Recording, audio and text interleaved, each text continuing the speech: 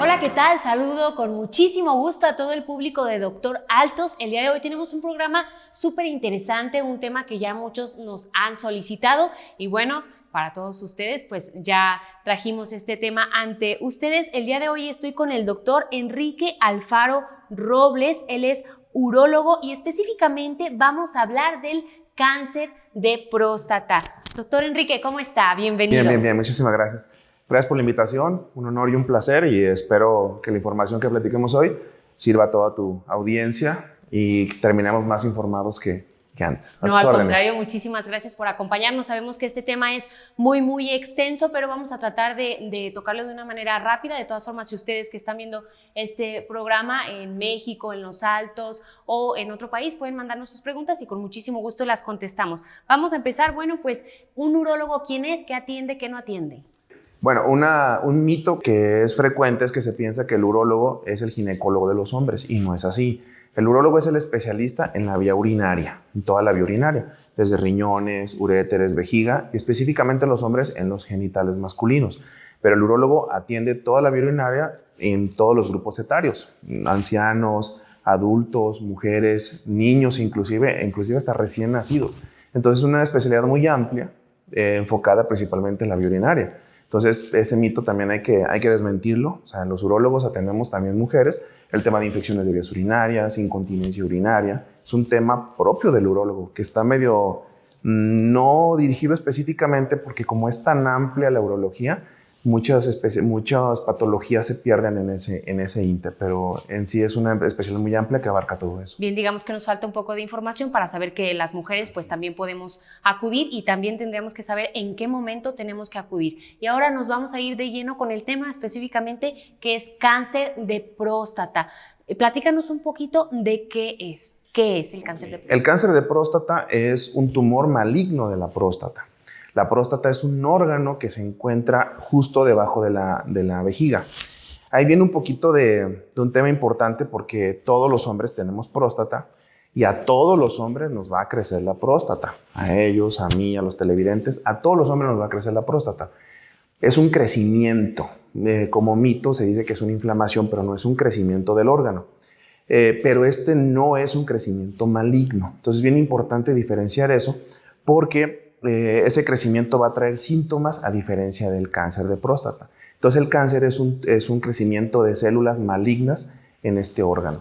Y es bien importante hablar de lo que es el cáncer de próstata por la frecuencia. Se dice que 1 de cada 7 hombres arriba de 50 años tiene cáncer de próstata y no lo sabe. Doctor, ¿hablamos de una estadística mexicana o de una estadística mundial? Buen punto, es una estadística mexicana. Aquí en México es el cáncer número 1, en los hombres es el cáncer más frecuente. Y como te comento, 1 de cada 7 lo puede tener. Entonces, si tienes, no sé, una reunión con tu papá o algo y ves que están 7 amigos por ahí, tú debes de sospechar que uno de ellos puede tener cáncer de próstata y no lo sabe. ¿Cuáles son las causas? ¿Tiene que ver con la genética o no? Todos los hombres están predispuestos al cáncer de próstata y entran, como te comentaba, en todos los cánceres una carga genética. Se ha visto, por ejemplo, que no es lo mismo un paciente afroamericano que un latino, que un europeo o que un asiático. La raza afroamericana tiene 3 veces más riesgo más propenso hasta padecer cáncer de próstata. Un asiático no, por ejemplo. Un asiático, de hecho, el cáncer de próstata en Asia es bien bajo, pero también se ha visto que cuando un paciente asiático lo mudas a vivir a Estados Unidos o a Occidente, el cambio de rutinas, de alimentación, de hábitos, también hay más cáncer en asiáticos en Estados Unidos que asiáticos en Asia. ¿Sí me doy a entender? Claro. Ahí entra otro factor, que es el factor ambiental, las dietas ricas en grasas saturadas, mala alimentación, o los factores ambientales como el tabaquismo. Se sabe siempre como el ritmo de vida, ¿no? Exacto. Que nos cambia. Sí, exactamente. Y el tabaquismo es un factor bien importante. O sea, sabemos que el fumar no solamente perjudica a los pulmones, hay cáncer de laringe, de tráquea, de esófago, de próstata o inclusive de riñón. Entonces es bien importante. Y la carga genética, como tú lo comentas, es bien importante. Un paciente con un antecedente familiar directo, llámese papá o tío con cáncer de próstata, es 3 veces más que un paciente que no tiene esa carga genética. ¿Sí me explico? Entonces, eso nos condiciona que si tenemos un familiar directo con cáncer de próstata, nos obliga a hacer una búsqueda antes que cualquier otro paciente que no tenga ese factor. Sin tener ningún síntoma. Muy buen punto. ¿Cuáles son los síntomas? El cáncer de próstata no da síntomas. Okay. Ese es otro gran mito y otro gran tabú, y lo que nos hace saber que los pacientes no acuden a consulta, pues porque no sienten nada. Qué bueno que hablamos de los mitos. Dicen, bueno, si tiene dolor al eyacular o dolor al orinar, entonces es posible que tenga cáncer de próstata. Entonces, falso. Básicamente a la próstata le pasan 3 cosas. Una enfermedad inflamatoria que se llama prostatitis. Esa nos puede pasar a cualquier hombre, principalmente a ciclistas, principalmente a choferes que duran mucho tiempo sentados, motociclistas. Ellos están predispuestos a una inflamación. Eso se llama prostatitis. Eso no es cáncer ni nada. El otro es lo que te comentaba, el crecimiento benigno de la próstata. Es un crecimiento que nos va a pasar a todos, ¿sí? Entonces, la prostatitis sí da síntomas irritativos, como tú lo dices, sangrado al eyacular, dolor al eyacular, ardor al orinar, pero no están relacionados propiamente al cáncer de próstata. Y el crecimiento benigno de la próstata son los pacientes que inclusive hasta los vemos en la tele, ¿no? En los comerciales, que batallan para orinar, que tienen un chorro de orina delgado, que se despiertan en la noche a estar orinando, que se les entrecorta el chorro. Estos son síntomas del crecimiento prostático. Esto tampoco es cáncer. Pero, obviamente, esos pacientes que acuden a tu consultorio con esos síntomas, estamos obligados a buscarles cáncer de próstata, no por los síntomas, por la estadística. Doctor, entonces una pregunta que viene, si un paciente no puede tener síntomas del cáncer de próstata, ¿cómo saben cuándo es? Y aparte una estadística tan alta que 1 de cada 7 podría tener cáncer de próstata en México, entonces ¿cómo el paciente se va a dar cuenta o cómo va a saber cuándo yo debo de acudir y en qué edad? Como el cáncer de próstata es un cáncer silencioso, o sea, no da síntomas, el paciente, o más bien dicho, todos los hombres estamos obligados a partir de los 50 años, cada año acudir a hacer algo que se llama screening o tamizaje o búsqueda de este cáncer. O sea, como no da síntomas, tenemos que buscarlo. Por aquí viene el punto más importante. El secreto de todo esto es hacer un diagnóstico temprano y oportuno para poder ofrecer resultados buenos. Entonces, aquí es donde tenemos que saber que a partir de los 50 años tenemos que acudir con nuestro médico, con nuestro urólogo de confianza, a realizarnos esta búsqueda. ¿Cómo se hace esta búsqueda? A través de 2 cosas bien importantes. Uno es un examen en la sangre, que se llama antígeno prostático, que en cualquier laboratorio lo hacen. Es un estudio sencillo, rápido, económico de hacerse. Y el famoso tabú del examen dígito rectal o tacto rectal. ¿Por qué? Porque, bueno, esto es básico y aquí es donde vienen todos los mitos en nuestra sociedad machista, nuestra sociedad de tabús, que muchas veces podemos tener un paciente con un antígeno normal, pero cuando uno toca la próstata encuentra alteraciones al tacto. Y a veces se manifiestan primero esas manifestaciones que la elevación del antígeno. Cuando decimos antígeno, ¿qué es? Es una muestra en sangre que van a medir una sustancia que libera la próstata. ¿Lo podemos palpar primero que el resultado que me va a dar? No, van a la par. La búsqueda del cáncer de próstata se hace con las 2, tanto con el antígeno prostático como con el tacto rectal. Sí. Una no sustituye a la otra, ni la otra a la una. Son igual de importantes, son complementarias. Entonces, no tengan miedo, no cambia ninguna preferencia sexual, no siente algo diferente. Es una simple y vana exploración de una cavidad, como cualquier mujer que acude a su ginecólogo, ¿sí? O sea, es una revisión normal y de rutina que dura 10 segundos. Doctor, un paciente que tiene 50 años va a una consulta y bueno, el doctor Enrique le dice, ¿sabes qué? Ya te hicimos todos los estudios y ¿sabes qué? Pues sí tienes cáncer de próstata, ahora necesitas entrar en un tratamiento. ¿Cómo lo curamos? ¿Sí lo curamos o ya es un padecimiento que tienes una durante... sentencia de muerte. Exactamente, o durante cuánto tiempo de tu vida. O otra pregunta, ¿cuánto tiempo tengo de vida, no? Después de que lo detecten. Cáncer de próstata es curable, bien importante, es curable si se detecta a tiempo. Es bien, y por eso tenemos que hacer la búsqueda, ¿sí? Para que te des una idea, más o menos para hablar en términos más coloquiales, es como si pusieras el cáncer de próstata avanza lento. Entonces, si tú pusieras a una tortuga a correr 100 metros, va a ser despacio su crecimiento, pero va a llegar. Yo tengo que ofrecerle un tratamiento a ese paciente. Básicamente hay dos tipos de tratamientos en el cáncer de próstata. Un tratamiento que es solamente controlar la enfermedad, se llama paliativo, o un tratamiento curativo. El secreto, pues, insisto, es diagnosticarlo a tiempo, oportuno, para poderle ofrecer un tratamiento curativo. ¿Cuáles son estos tratamientos? Obviamente se tiene que individualizar a cada paciente. Hay que ver el estado de vida del paciente, sus antecedentes, si es diabético, si es hipertenso, si tiene alguna otra enfermedad cardiológica, por ejemplo, que pueda mermar su vida a corto plazo. Obviamente le tendremos que dar más importancia a eso. Pero si no los tiene así, el paciente va a ser candidato a un tratamiento curativo. ¿Cuáles son estos tratamientos curativos? Hay varios.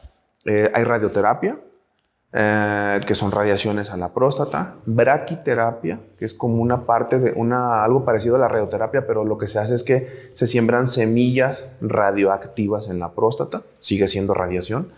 Un ultrasonido que todavía está como en estudios que se llama HIFU, que es un ultrasonido que quema la próstata. Y el que ha demostrado mejores resultados en controles oncológicos y salvando vidas es el tratamiento quirúrgico. La cirugía de cáncer de próstata se llama cirugía radical de próstata. Extraemos toda la próstata, las vesículas seminales y unos ganglios que están alrededor. O sea, es una cirugía grande, pero curativa. La gran ventaja es que ha avanzado tanto la tecnología y la ciencia que actualmente podemos ofrecer esa cirugía a través de cirugía de mínima invasión. Laparoscópica, que son la misma cirugía que hacemos antes, de heridas de todo el abdomen, heridas grandes, con todo lo que conlleva una cirugía de ese tipo, pues, infecciones de la herida, hernias, etc. Cambiamos todo eso por una cirugía de mínima invasión que se llama cirugía laparoscópica, que se hace la misma cirugía, pero a través de 4 orificios o 5 orificios menores a 1 centímetro, con la cual el paciente se recupera muchísimo más rápido, sangra prácticamente nada o mucho menos comparado con una cirugía abierta. Y hay un punto bien importante que, hablando del tratamiento curativo, antes el tratamiento curativo tenía 2 problemas que repercutían mucho en la función del paciente. 1, incontinencia urinaria, y 2, pérdida de la erección, disfunción eréctil. Eran 2 consecuencias de la cirugía tradicionalmente abierta, pues que era un precio por pagar al curarse de cáncer de próstata. Estos 2 podríamos tenerlos como que son los efectos secuelas secundarios. ¿Se puede decir que más comunes o...? Híjole, pues las más temidas, las más, las que hacían que el paciente pudiera decidir entre operarse o no, ¿sí? Porque pues era algo condicionante importante para el paciente, dejarlo con incontinencia o con pérdida de la erección. Entonces estás hablando de un paciente de 50 años donde... Que quizás todavía quiere tener... Pues no quizás, tienen, o sea, son sexualmente activos. Sí, pero también la parte de que a lo mejor no de la familia, ¿no? Que a lo mejor todavía quieren continuar teniendo familia. Exacto. Y es una pregunta importante. ¿Puedo después tener familia o no después de que me hayan detectado el cáncer y el tratamiento? El tema de la cirugía laparoscópica se disminuye muchísimo estas secuelas. Un paciente que se hace la cirugía radical con cirugía laparoscópica, y eso quiero hacer mucho énfasis, disminuimos prácticamente al 100 estas complicaciones. ¿Sí? Son pocos los casos. Y encima existe otra tecnología, nada más porque la gente necesita saberlo. La misma cirugía laparoscópica actualmente la estamos ofreciendo a través de un robot, la cirugía robótica Da Vinci. No sé si han hablado de ese tema o algo así, que ya está a la puerta, ya está a la mano. Hemos tenido pacientes de nosotros que hemos ido los hemos llevado a Guadalajara a hacer estas cirugías, con lo cual los resultados todavía son mucho mejores en cuanto a control oncológico y en cuanto a control de erección y de incontinencia urinaria. Y con respecto a la búsqueda de familia, no. Después de una cirugía de próstata ya no se va a poder procrear. ¿Por qué? Porque la próstata es un órgano importante sexual gran parte del eyaculado del paciente que se ve en las relaciones sexuales o cuando el paciente eyacula viene de la próstata. Porque se hablaba de lo invasivo que era la cirugía, ¿no? Es amplia, de hecho su nombre lo dice, es radical, sí. Cirugía radical. Pero como te comento, o sea, se escucha muy grande en el papel, pero cuando la traspolamos a una cirugía de mínima invasión, cambia ese concepto a que el paciente queda curado del cáncer, funcionalmente completo, con incontinencia y con erección, y reincorporándose a su vida cotidiana muy rápido. Bien, doctor, imagínese que a través de este espacio muchas personas que ni siquiera se imaginaban específicamente, puede haber personas a lo mejor que antes de los 50 años puedan padecer esto, que estábamos hablando de una edad o un rango que es promedio, ¿no? Pero todas las personas somos diferentes, ya lo hemos hablado.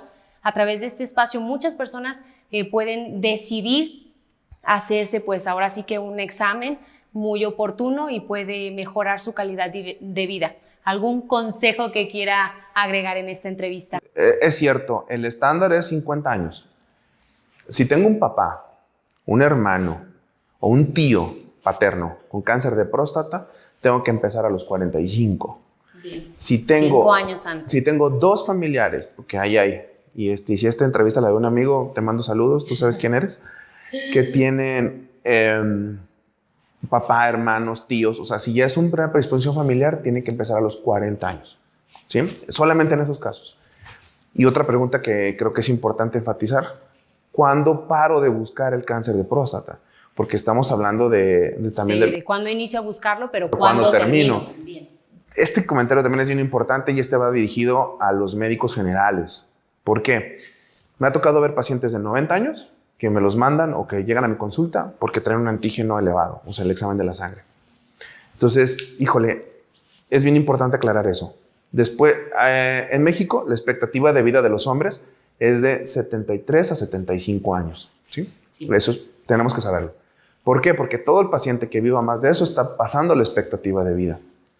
Es el primer corte. Después de los 75 años ya no se indica tanto buscar el cáncer de próstata porque en teoría o por estadística el paciente está en un promedio de 10 años de vida más según estadística. Obviamente cada paciente es diferente. Y otra cosa bien importante, después de los 80 años, esta estadística está bien triste, pero es importante conocerla y es informativa. Después de los 80 años, el 80% de los hombres tienen un grado de cáncer de próstata, todos, que no es clínicamente significativo. ¿Qué significa eso? Que después de los 80 años, si yo me pongo a buscarle cáncer de próstata a un paciente, se lo voy a encontrar. Entonces le voy a ofrecer lo mismo, le voy a ofrecer una cirugía grande a un paciente de más de 80 años, le voy a ofrecer radioterapia, pues a lo mejor no. Termina saliendo más caro eso, o sea, puede perecer más bien de una cirugía de ese tipo que un cáncer que a lo mejor ni siquiera le va a generar ningún problema y no le va a generar y no van a fallecer por eso, sino de otras enfermedades que puedan tener. Porque hablábamos de la tortuga, ¿no? Que llega, pero llega lento. Exactamente, o sea, es un cáncer lento, le acabas de dar el clavo. Entonces, un paciente de 80 años no empezó el cáncer el año pasado, ¿estás de acuerdo? Ya tiene arrastrándolo muchos años, un paciente que nunca acudió, ¿sí? Entonces, en un paciente mayor no está tan indicado buscar. Si nos encontramos el cáncer de próstata por otra cosa, obviamente ese paciente hay que tratarlo, ¿no?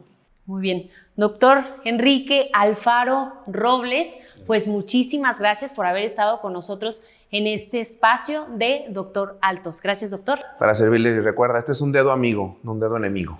¿Sale? Bueno, pues ya lo saben, ya lo dijo el doctor Enrique Alfaro Robles en esto que fue cáncer de próstata. Él es urólogo. Para mí siempre es un placer estar con ustedes informándolos oportunamente para que ustedes tengan una mejor calidad de vida. Mi nombre es Esmeralda Padilla y ha sido un placer estar con ustedes. Esto es Doctor Altos.